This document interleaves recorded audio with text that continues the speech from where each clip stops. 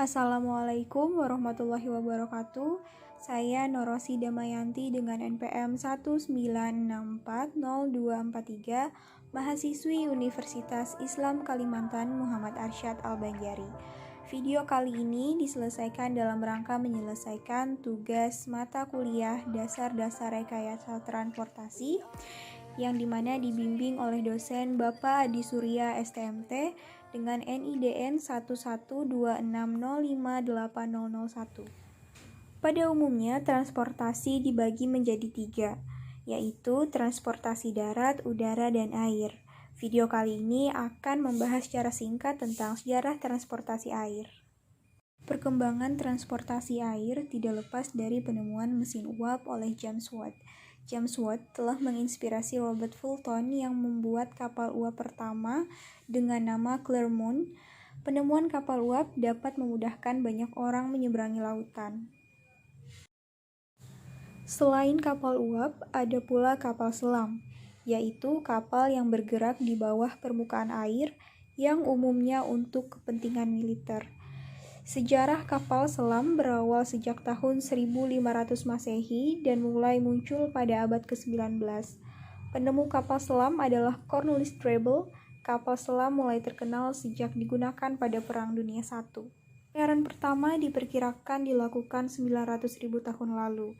Catatan perjalanan pertama yang diketahui adalah bangsa yang menjajah Australia sekitar 60.000 sampai 40.000 tahun yang lalu.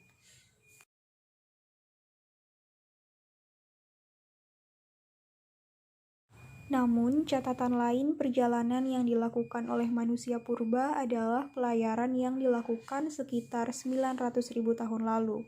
Meskipun belum jelas kapan perjalanan laut pertama dilakukan, tapi kapal paling awal yang diketahui digunakan di lautan adalah sebuah kapal kayu sederhana.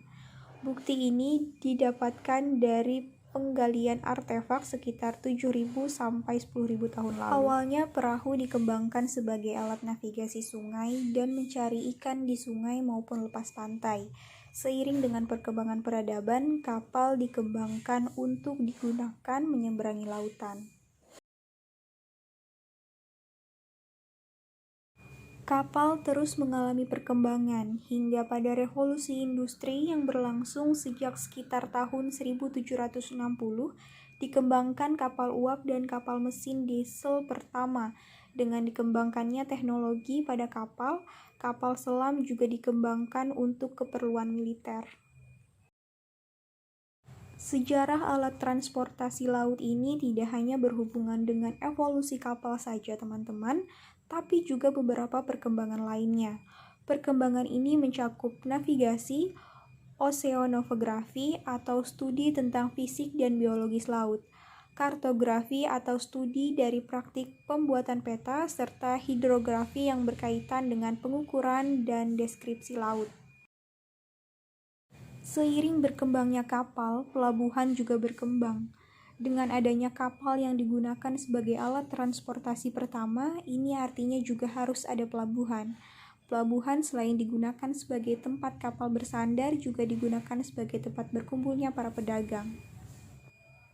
Hal ini disebabkan karena pelabuhan merupakan titik pertemuan darat dan laut yang menghubungkan wilayah pedalaman dengan tempat yang lebih luas.